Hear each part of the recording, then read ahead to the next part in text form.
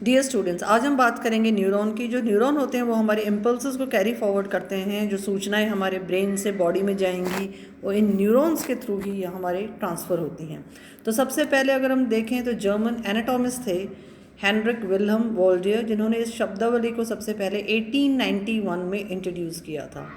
Neurons एक तरह के प्राइमरी कंपोनेंट्स होते हैं नर्वस सिस्टम के ग्लियल सेल्स के साथ में, जो कि एक स्ट्रक्चरल और मेटाबॉलिक सपोर्ट को प्रोवाइड करते हैं। अगर हम वर्टिब्रेट्स की बात करें तो जो मेजॉरिटी ऑफ जो न्यूरॉन्स हैं वो सेंट्रल नर्वस सिस्टम को बिलोंग करते हैं और कुछ रिसाइड करते हैं हमारे पेरिफेरल गैंग्लिया में।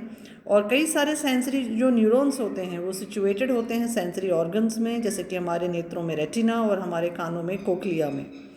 अगर हम देखें कि जो नंबर्स होते हैं न्यूरॉन्स के वो ब्रेन में वेरी करते हैं प्रजाति से प्रजाति में। अगर हम मनुष्य की बात करें तो 10 से 20 बिलियन न्यूरॉन्स हमारे सेरिब्रल कॉर्टेक्स में प्रेजेंट होते हैं, सेरिब्रल हेमिस्फीयर के हिस्से में प्रेजेंट होते हैं, और 55 टू 70 बिलियन न्यूरॉन्स हमारे सेरिबलम वाले हिस्से में प्रेजेंट होते हैं। तो जो हमारा बैलेंसिंग का जो ऑर्गन है अगर हम देखें तो वहाँ पे जो न्यूरॉन्स हैं उनकी हम ज़्यादा मात्रा देखने को हमें मिलती है। तो ये जो न्यूरॉन होते हैं या इनको हम नर्व सेल भी कहते हैं, एक तरह का एक एक्साइटेबल कोशिका है जो कि कम्युनिकेट कर रही है दूसरी कोशिकाओं के साथ में। और ये जो कम्युनिकेशन होगा इसका जो माध्यम होगा, जो इसका जो इंटरजंक्शन जो पॉइंट होगा उसको हम सिनेप्सिस कहेंगे। तो इस तरह से ये जो वोल्डियर ने जो न्यूरॉन के बारे में बताया था, तो ये न्यूरॉन की जो उपस्थिति है प्रजातियों में अलग अलग प्रकार की होती है, हमारी ब्रेन सेल्स में सबसे ज़्यादा पाए जाते हैं और ये कम्युनिकेशन का काम करते हैं इंटरजंक्शनल पॉइंट्स के थ्रू।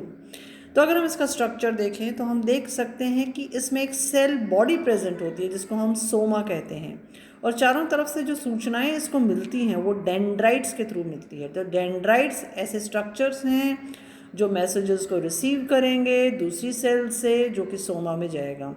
फिर आता है आपके एक्सॉन। एक्सॉन पास करेगा मैसेजेस सेल बॉडी से दूसरे न्यूरॉन्स में, मसल्स में या ग्लैंड सेल्स में, और ये जो ट्रांसफ़र होगा एक्सॉन के थ्रू ये होगा एक्शन पोटेंशियल के थ्रू, जो कि एक सिग्नलिंग पाथवे है जो कि ट्रेवल डाउन करता है एक्सॉन में। तो एक्शन पोटेंशियल के थ्रू सोमा से टर्मिनल जंक्शन पॉइंट्स में ये ट्रांसफ़र होगी सूचना।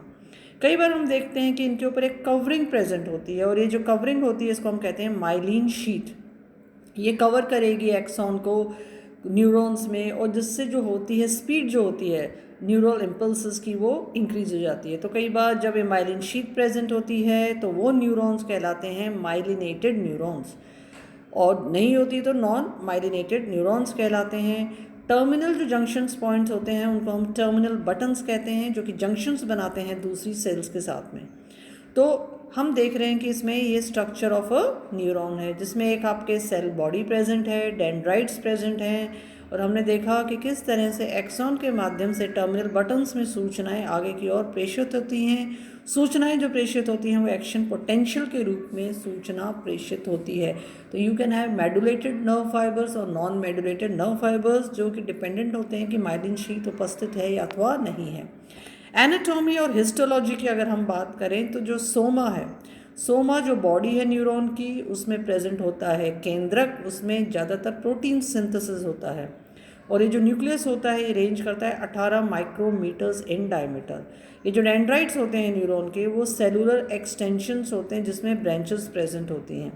ओवरऑल जो शेप होती है, स्ट्रक्चर होती है, वो एक डेंड्राइटिक ट्री की तरह हमें दिखाई देती है, क्योंकि जो मेजॉरिटी ऑफ जो इनपुट होगा न्यूरॉन का वो इस डेंड्राइटिक ट्री के माध्यम से ही होगा। अब जो एक्सॉन होता है वो एक फाइन होता है, केबल जैसा प्रोजेक्शन होता है जो कि एक्सटेंड कर रहा है कई गुणा, वो टेंस हंड्रेड्स या thousands of times diameter of Soma in length. अगर हम सोमा की तुलना में देखें तो वो बहुत लंबा होगा उससे। और ये जो एक्सॉन होता है वो कैरी फॉरवर्ड करेगा नर्व सिग्नल्स को सोमा से और कैरी करेगा इन्फॉर्मेशन को। सोमा जो है वो 10 से 25 माइक्रोमीटर्स इन डायमीटर होता है, और सोमा जो होता है इतना लार्जर नहीं होता है सेल से, और लॉन्गेस्ट जो एक्सॉन होता है ह्यूमन मोटर न्यूरॉन में वो 1 मीटर तक की लंबाई का हो सकता है। जो हिस्सा एक्सॉन का जहाँ पे एमर्ज करता है सोमा से वो हिस्सा कहलाता है एक्सॉन हिलॉक, और इसके अलावा अगर हम एनाटॉमिकल स्ट्रक्चर में देखें तो एक्सॉन जो हिलॉक होता है उसमें ग्रेटेस्ट डेंसिटी होती है वोल्टेज डिपेंडेंट सोडियम चैनल्स की। तो ये जो वोल्टेज डिपेंडेंट सोडियम चैनल्स होती हैं इनकी डेंसिटी एक्सॉन हिलॉक में ज़्यादा पाई जाती है, जिससे कि वो ईजिली एक्साइटेड हिस्सा होता है न्यूरॉन का और स्पाइक इनिशिएशन जोन को बनाता है। फिजियोलॉजिकल टर्म्स में अगर हम देखें तो ये नेगेटिव थ्रेशोल्ड पोटेंशियल को जनरेट करता है। तो इससे हमने देखा कि जो नेगेटिव जो थ्रेशोल्ड पोटेंशियल होता है वो एक्सॉन हिलॉक में जनरेट होता है, सोमा में वो जनरेट होता है जहाँ पे कि इंटरजंक्शन होता है एक्सॉन और सोमा का। सोमा जो कि बहुत छोटा होता है इन कंपैरिजन टू एक्सॉन, क्योंकि उसे रिसीव करनी है इंफॉर्मेशन थ्रू डेंड्राइट्स और वो इन्फॉर्मेशन उसे एक्सॉन में ट्रांसफ़र करनी है, एक्शन पोटेंशियल के रूप में उसको वो ट्रांसफ़र करनी है। तो इस तरह से अगर हम इसको डिटेल स्ट्रक्चर देखें of soma, dendrites and axon तो हमें दिखाई देगा कि जो सोमा है उसमें आपको लाइजोसोम्स भी दिखाई देते हैं, उसका जो साइटोप्लाज्म है उसमें आपको endoplasmic reticulum rough as well as smooth दिखाई देते हैं, आपको डेंड्राइट्स दिखाई दे रही हैं, डेंड्राइटिक स्पाइंस आपको दिखाई दे रही हैं, उसी तरह से गोल्जी अपैरेटस दिखाई दे रहा है, माइटोकॉन्ड्रिया भी आपको यहाँ पे प्रेजेंट है यहाँ पे, और माइक्रोट्यूबल्स भी यहाँ पे प्रेजेंट होती है। अपार्ट फ्रॉम दिस इसमें यहाँ पे नीजल ग्रैन्यूल्स भी आपकी प्रेजेंस होती है जिसमें कि आरएनए सिंथेसिस का निर्माण होता है। न्यूमरस माइक्रोस्कोपिक जो क्लम्प्स होते हैं उनको निजल सब्सटेंसेस कहते हैं, ये बेसोफिलिक इन नेचर होते हैं और ये एसोसिएटेड होते हैं राइबोसोमल आरएनए से। ये फ्रेंड्स नीजल के नाम से ये इनका नाम है, नीजल बॉडीज़, और ये नर्व सेल्स में बहुत मेटाबॉलिक एक्टिव होती हैं, प्रोटीन सिंथेसिस के साथ में ये जुड़ी हुई रहती हैं। उसी तरह से हम देखते हैं कि जो बेसोफिलिक जो डाइज होती हैं जो वीकली हीमोटॉक्सिलिन हाईलाइट करती हैं नेगेटिवली चार्ज कंपोनेंट्स की, इसलिए बाइंड करती हैं राइबोसोमल आरएनए के फॉस्फेट बैकबोन से। जो सेल बॉडी होती है न्यूरॉन की उसका सपोर्ट होता है कॉम्प्लेक्स मैश से जो स्ट्रक्चरल प्रोटीन्स का बना हुआ होता है जिसको हम न्यूरोफिलामेंट्स कहते हैं, जो कि न्यूरोट्यूब्यूल्स के साथ में असेंबल होकर बड़े न्यूरोफिब्रिल्स को निर्मित करते हैं। तो जो सेल बॉडी होती है न्यूरॉन की उसमें स्ट्रक्चरल प्रोटीन्स प्रेजेंट हैं जिनको हम न्यूरोफिलामेंट्स कहते हैं, और ये न्यूरोफिलामेंट्स न्यूरोट्यूब्यूल्स के साथ में मिलके क्या बनाएंगे, न्यूरोफिब्रिल्स। तो neurofibrils are made up of neurotubules and neurofilaments. कुछ जो न्यूरॉन्स होते हैं उनमें पिगमेंट ग्रेन्यूल्स प्रेजेंट होते हैं जिनको हम न्यूरोमेलानिन कहते हैं, जो कि ब्राउन ब्लैक पिगमेंट होते हैं, जो कि बाई प्रोडक्ट होता है कैटिकोलामाइंस का बाई प्रोडक्ट से, और उसी तरह से एक पिगमेंट का लिपोफस्किन का वो होता है जो कि एक्यूमुलेट होता है एज वी एज और एज ए इंडिविजुअल एजेस। तो कुछ पिगमेंट ग्रैन्यूल्स की भी उपस्थिति यहाँ पे देखी जाती है न्यूरॉन्स में। क्लासिफिकेशन हम न्यूरॉन्स का करें तो वो एनाटॉमिकली हम कह सकते हैं कि यूनिपोलर प्रकृति के हो सकते हैं। अगर उसमें एक ही प्रोसेस है, अगर उसमें एक एक्सॉन और एक डेंड्राइट प्रेजेंट है तो हम उसे कहेंगे बाईपोलर, और अगर उसमें मल्टीपोलर है तो उसमें एक एक्सॉन और दो या उससे अधिक डेंड्राइट्स प्रेजेंट होंगे। गोल्जी 1 में प्रेजेंट होंगे न्यूरॉन जिनमें कि प्रोजेक्टिंग एक्सोनल प्रोसेसेस प्रेजेंट होंगे जैसे कि पिरामिडल सेल्स, परकिंजी सेल्स और एंटीरियर हॉर्न सेल्स। गोल्जी 2 में न्यूरॉन्स होंगे जिनमें कि एक्सॉन जो प्रोसेसेस हैं प्रोजेक्ट करेंगे लोकली जैसे कि ग्रैन्यूल सेल्स। तो मल्टीपोलर में हमने देखा कि एक एक्सॉन और बहुत सारे डेंड्राइट्स, बाईपोलर में एक एक्सॉन एक डेंड्राइट, यूनिपोलर में सिंगल प्रोसेस। एन एक्सॉनिक मतलब जहाँ पे कि एक्सॉन को हम डिस्टिंग्विश नहीं कर सकते हैं डेंड्राइट से।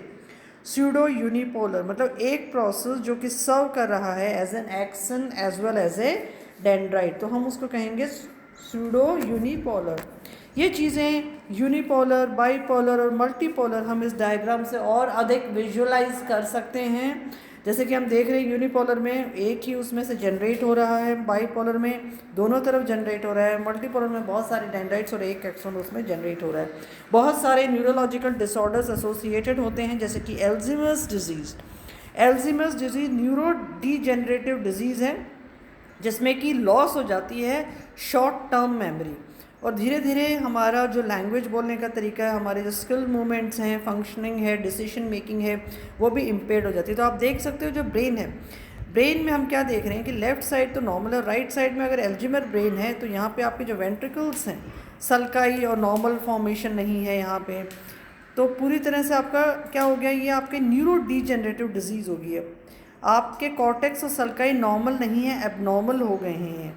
तो आपकी शॉर्ट टर्म मेमोरी, जैसे कि हमने मेमोरी वाले एनहांसमेंट में देखा था कि there are many types of memory, short time पे लॉन्ग टर्म, दो मुख्य प्रकार हैं। शॉर्ट टर्म मेमोरी का लॉस हो जाता है, सोचने समझने की जो याददाश्त की जो है वो हम भूल जाते हैं, इंटेलेक्चुअली हमारा इम्पेयरमेंट हो जाता है।